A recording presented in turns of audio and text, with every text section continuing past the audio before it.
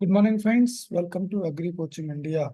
आज हम इस वीडियो में बात करने वाले हैं कि बीएड के प्रैक्टिकल के लिए आप सेकंड ईयर में पीपीटी किस प्रकार से तैयार कर सकते हैं। तो इसके लिए सबसे पहले आपको पावर पॉइंट प्रेजेंटेशन ओपन कर लेना है और पावर पॉइंट प्रेजेंटेशन ओपन करने के बाद आप कोई भी एक बैकग्राउंड पेज पर चूज करेंगे। जैसे कि मैंने ये बैकग्राउंड यहाँ पर ये चूज किया हुआ है। अब पहले नंबर पे हम कॉलेज का नाम लिखेंगे। जिस भी कॉलेज से आप बीएड कर रहे हैं उस कॉलेज का आप ऊपर नाम डालेंगे। जैसे मैंने यहाँ पर डाल रखा है श्रीमती दिलावरी देवी किसान कन्या post graduate college, चिंगरावटी Bulandshahr, Uttar Pradesh.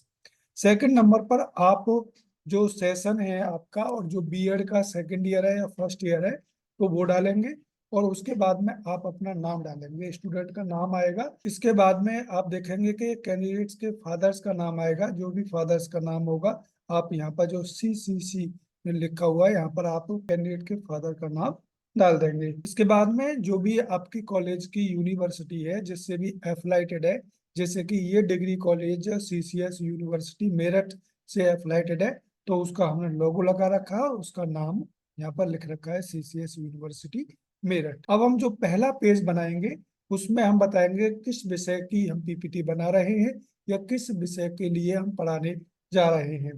जैसे कि ये जो सब्जेक्ट का टॉपिक रहेगा मेरा, ये गृह विज्ञान का एक टॉपिक रहेगा जिसका नाम है स्वच्छता। जिस भी क्लास के लिए आप पढ़ाने जा रहे हैं उस क्लास की आप बुक का यहाँ पर स्क्रीनशॉट लगा सकते हैं। जैसे कि क्लास 8th का मैंने गृह शिल्प यानी गृह विज्ञान का ये पेज लगाया हुआ है। तो नीचे आप क्लास और जिस टॉपिक को पढ़ाने वाले हैं उस टॉपिक को आप यहाँ पर डाल सकते हैं। जैसे कि यहाँ पर मैंने डाला हुआ है कक्षा 8 और प्रकरण स्वच्छता, यानी टॉपिक आपका क्या है, स्वच्छता। अब हम स्वच्छता को पढ़ाना स्टार्ट करेंगे तो इस प्रकार से आप पीपीटी बनाएंगे। जैसे सबसे पहले आप बताएंगे कि व्हाट इज स्वच्छता, यानी स्वच्छता क्या है, क्लीननेस क्या है, इसके बारे में सबसे पहले आपको बताना है।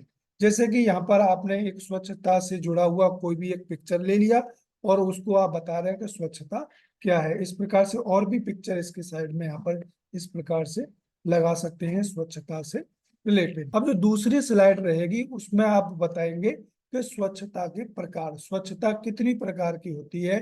तो यहाँ पर भी आप ऐसी स्वच्छता से जुड़ी हुई पिक्चर्स लगा सकते हैं जिससे आपकी पीपीटी अट्रैक्टिव होगी और एग्जामिनर खुश होकर के आपको अच्छे मार्क्स देगा। अब स्वच्छता दो प्रकार की होती है जैसा कि आप जानते हैं। पहली स्वच्छता होती है व्यक्तिगत स्वच्छता यानी इंडिविजुअल क्लीननेस। इंडिविजुअल क्लीननेस को आप बताएंगे कि क्या होती है। जैसे कि फ्रेश होने के बाद में आप हाथ साफ करते हैं तो ये खाना खाने के बाद हाथ साफ करते हैं तो ये सारी चीज आपकी व्यक्तिगत स्वच्छता में आ जाती हैं। तो आपको व्यक्तिगत स्वच्छता के बारे में यहाँ पर बताना है। जैसे कि यहाँ पर बताया हुआ है कि अपने शरीर के अंगों की साफ सफाई एवं प्रतिदिन की दिनचर्या में स्वच्छता रखना जो व्यक्तिगत स्वच्छता कहलाता है। अब जो दूसरा इसका टाइप है वो है पर्यावरणीय स्वच्छता। पर्यावरणीय स्वच्छता में आप पर्यावरण से संबंधित जो स्वच्छता और साफ सफाई रखते हैं उसको हम पर्यावरणीय स्वच्छता कहते हैं।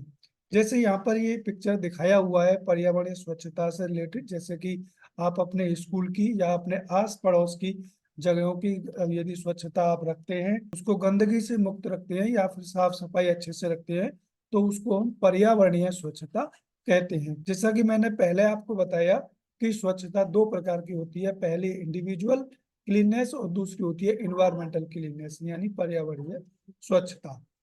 अब क्या करेंगे कि हम नेक्स्ट जो स्लाइड बनाएंगे वो बनाएंगे कि स्वच्छता कैसे रखें, स्वच्छता रखने के क्या क्या उपाय होते हैं, क्या क्या हम अपने जीवन में और अपने आस पड़ोस में करें जिससे हमारी आस पड़ोस की और हमारे इंडिविजुअल स्वच्छता बनी रहे। तो इसके लिए सबसे पहले आपको अपनी दिनचर्या ठीक करनी है।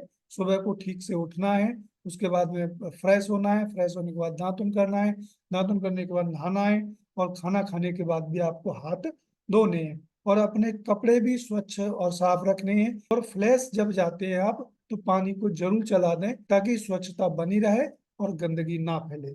इसके अलावा हम कर सकते हैं कि कूड़ा कूड़ेदान में डालें, यानी जो भी डस्टबिन में डालने की चीजें हैं वो डस्टबिन में डालें और अदर चीज डालने की है वो अलग जगह डालें। ऐसा नहीं कि डस्टबिन की जगह आपने अपने घर में फैला रखी हैं या फिर आप सड़क पर डालते हुए जा रहे हैं, जो भी पब्लिक प्लेस होते हैं, तो उनका आप विशेष ध्यान रखें।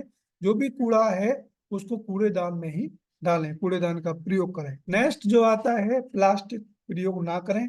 यानी प्लास्टिक से हमारे पर्यावरण की स्वच्छता पर बहुत बहुत बड़ा प्रभाव पड़ता है। यदि आप प्लास्टिक यूज करते हैं तो हमारी जो पर्यावरण है या हमारी इंडिविजुअल जो भी स्वच्छता है वो भी नहीं रहेगी।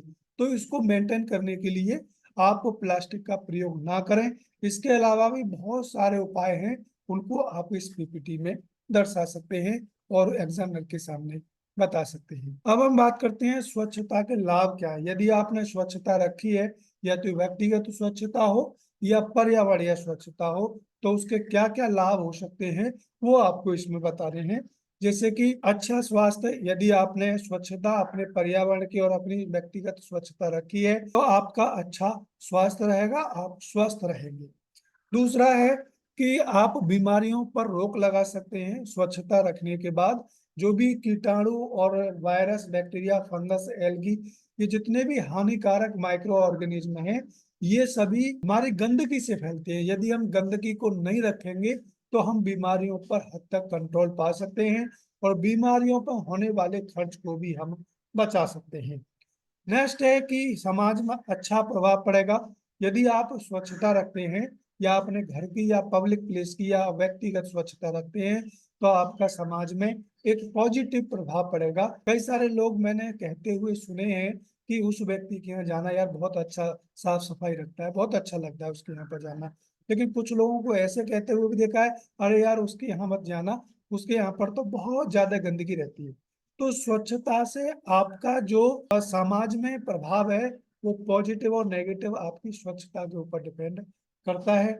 इसके अलावा भी बहुत सारे इसके लाभ हैं स्वच्छता के। यदि आप स्वच्छता रखेंगे तो आपके जीवन में शांति रहेगी और समृद्धि आएगी।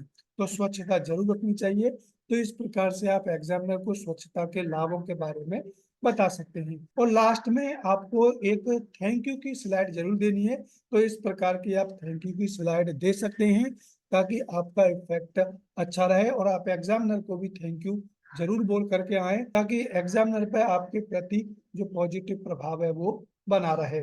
तो इस प्रकार से आप स्वच्छता टॉपिक के बारे में पीपीटी बना सकते हैं और एक अच्छा इफेक्टिव आप लेक्चर दे सकते हैं ताकि आपको प्रैक्टिकल में अच्छे मार्क्स मिल सकें। यदि आप इस पीपीटी को डाउनलोड करना चाहते हैं तो इसका लिंक डिस्क्रिप्शन में मैं दे दूंगा, आप वहां से इस पीपीटी को डाउनलोड कर सकते हैं। और यदि आपने बीएड सेकेंड ईयर में स्वच्छता टॉपिक चुना है तो इससे आप डायरेक्ट इस पीपीटी को डाउनलोड करके और आप एग्जाम के सामने आप लेक्चर दे सकते हैं और अच्छे मार्क्स पा सकते हैं।